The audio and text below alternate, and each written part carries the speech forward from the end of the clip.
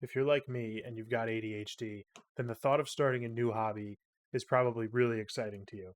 It's probably also really overwhelming because the minute you have that excitement about learning something new and creating something with it, you also get hit with the worry of balancing your existing hobbies or balancing that time to spend with friends and family.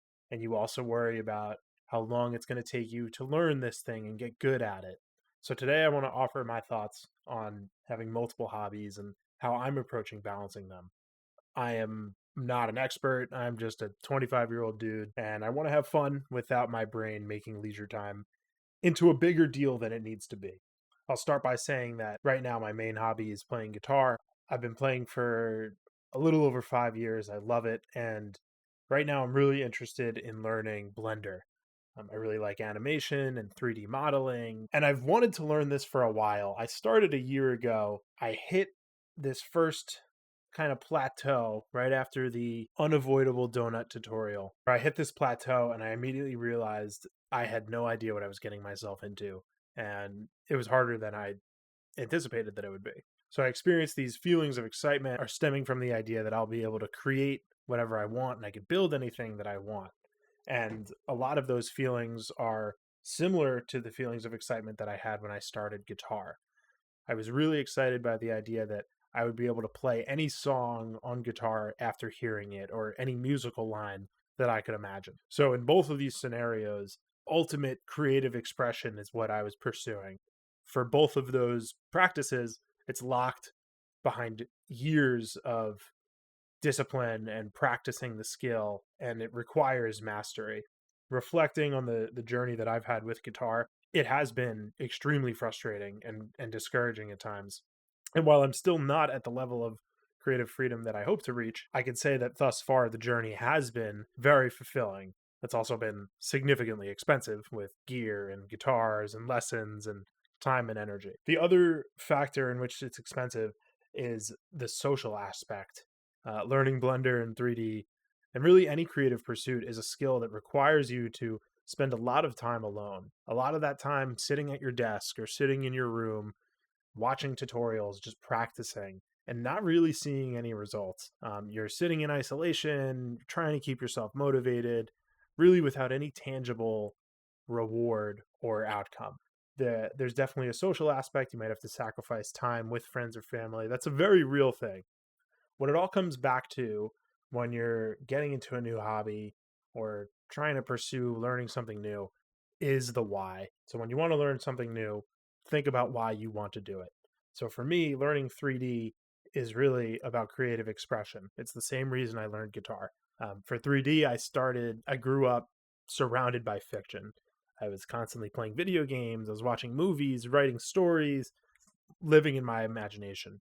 When I was really young, I loved to read also. Took me about 20 years, but finally I'm returning to reading fiction. Right now I'm reading the Dungeon Crawler Carl series and I'm loving it, and it has totally re-sparked my imagination and motivation to really get into world building as a facet of creative expression. Something I've always wanted to do, build my own fictional universes, super inspired by Marvel and Star Wars and giant franchises that do have their problem, but they ultimately start from somebody's imagination. They wanted to build a world and that didn't exist and make it exist and bring these stories to life.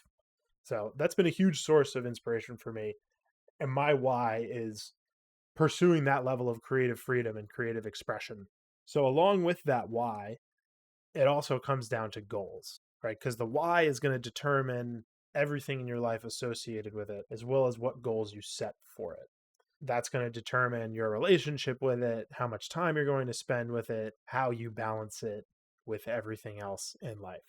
So, the first time that I attempted learning Blender, my goals, I didn't really have any deliberately set, but my expectations were so high.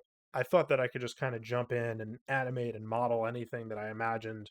And I learned very quickly that that wasn't the case. I put in 25 hours of Blender before unofficially giving up and kind of abandoning it for a year. So I had these high expectations and I didn't really have goals set. I was kind of just going about it aimlessly, which I think is okay when you're first exploring something. But when you're deciding to actually pursue it, you need to set some kind of goals, maybe set a little curriculum for yourself so that you can manage your motivation and your expectations. The goal, the overarching goal should always be to just stay motivated as long as possible when you're getting into a new hobby. Holding on to that desire to stay engaged with it and grow within that hobby. There's a psychological concept, the emotional cycle of change, and it has the 5 phases of change.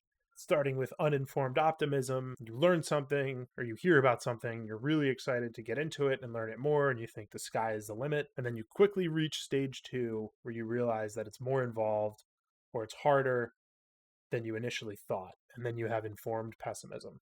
You go down a little further to the valley of despair and you realize, oh shit, this is really difficult. And then if you stick it through, because most people give up in phase 3, then you get to informed optimism, you keep going, you're creating things, you're competent, and then finally fulfillment is different for everybody, but maybe that's mastery, maybe that's being able to reach a big goal. So if you're able to first realize what phase you're in, then you'll immediately know how to navigate it because you can set goals accordingly.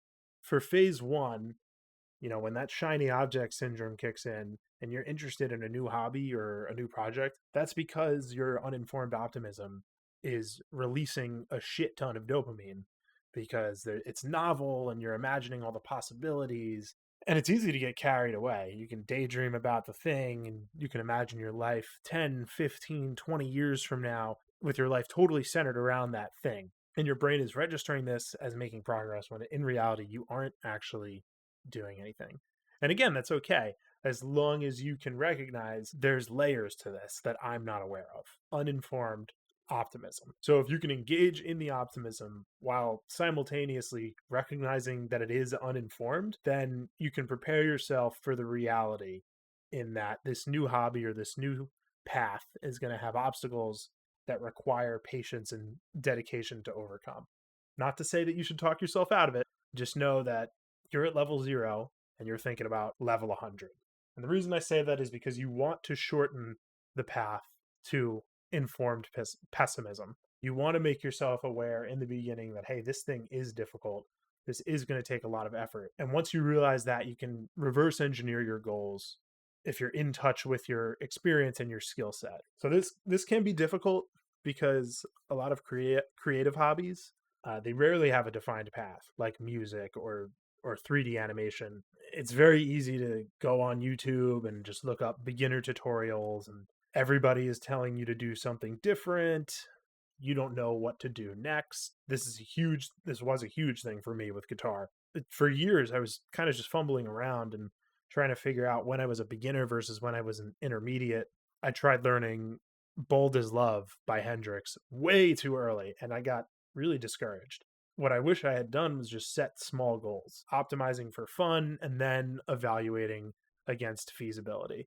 If you understand the skills and the experience required, and you could build a motivating curriculum or a routine, then you can naturally build up to the really big goals or the really big projects.